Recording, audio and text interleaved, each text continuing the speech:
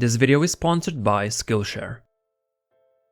If you're like most people, you probably have a to-do list and you use it to help you focus on getting things done.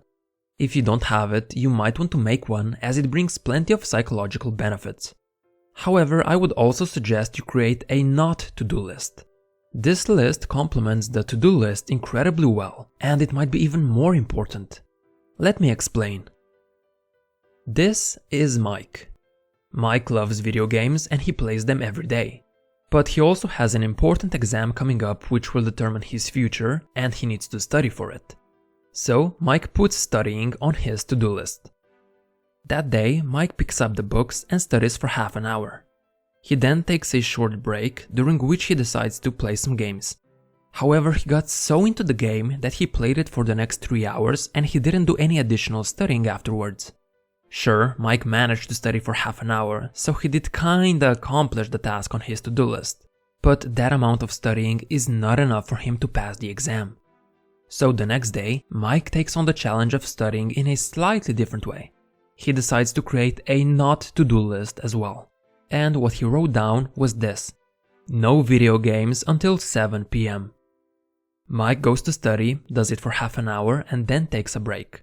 However, he doesn't go on his computer like the day before because he prohibited himself from playing at that time. Instead, he uses his break to drink a glass of water and to write down some of the thoughts that popped up during his study session.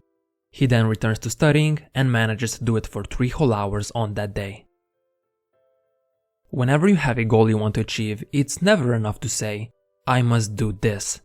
But it should also include, I must not do that. What you want to do and what you shouldn't do are two sides of the same coin and go hand in hand. Let me give you another example. Let's say you want to buy a particular product, and you know that this item can only be found at the store down the road. So you write it down on your to-do list. Get that item from that store. However, the road there is filled with other shops which don't have the item you want. You can stop at them along the way, and you are going to reach the store at the end of the road eventually. But what if you wrote down on your not to-do list, don't stop at the other shops? You would get to the store down the road much faster and more efficiently. The store at the end of the road is an analogy for whichever goal you have, and those other shops are distractions that will hinder your progress towards the goal. So if you want to get fit, you shouldn't only exercise, but you probably want to avoid eating donuts and McDonald's as well. If you want to wake up early in the morning, you shouldn't just set an alarm. You should also avoid any stimulating activities and bright lights before bed. If you want to ace your next exam, you shouldn't just study, but you should also avoid playing video games and watching Netflix. What you choose not to do sometimes matters more than what you decide to do. By subtracting from one behavior, you're actually adding to another one. You're creating an empty space that needs to get filled in some shape or form. And by limiting certain activities, you're opening up an opportunity to fully focus on the area that's most important.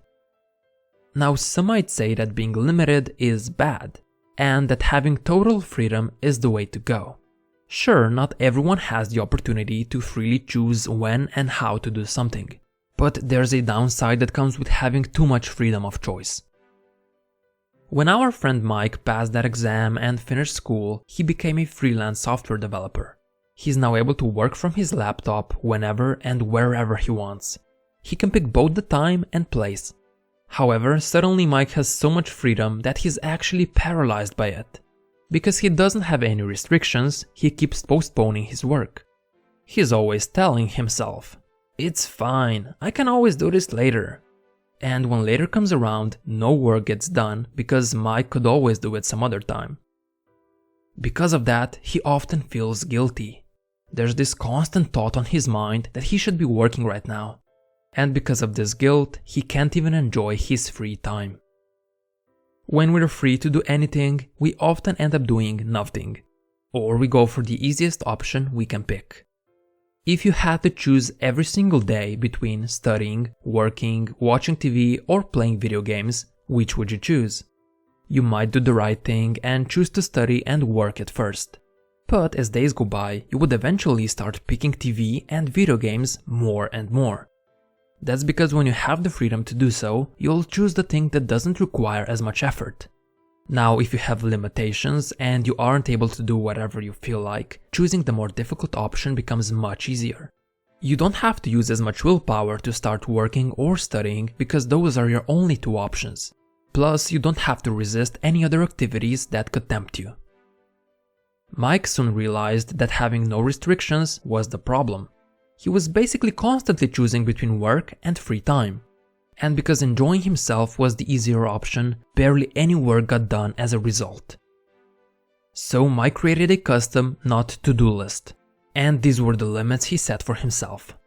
Only work from the home office, never work past 7 p.m., no internet, TV or video games until 5 p.m. You would think that these limits would frustrate Mike, because now he doesn't have as much freedom as before. Yet they liberated him. He stopped constantly thinking about whether he should be working or not. Instead, he now simply follows the rules he set for himself. If it's 10 in the morning, Mike knows he can't use the internet, watch TV or play video games. And because he doesn't have much else to do, it's easier for him to do his work. Now he doesn't feel deprived of his free time either, because he knows he can still enjoy himself just at a later time. And if it's 8 in the evening, Mike doesn't have to feel guilty for not working. Instead, he's able to enjoy his free time with a peace of mind. All thanks to his new restrictions. Now, one thing I want to point out is that sometimes we shouldn't just limit our quote-unquote bad behaviors, but our positive behaviors as well. For example, practicing the piano could be considered a good habit. But when you have other obligations, other things that are more important in the moment, then the piano is nothing more than a distraction. It's no better than sitting on the couch in front of the TV. Both are taking away from the main thing you should be doing.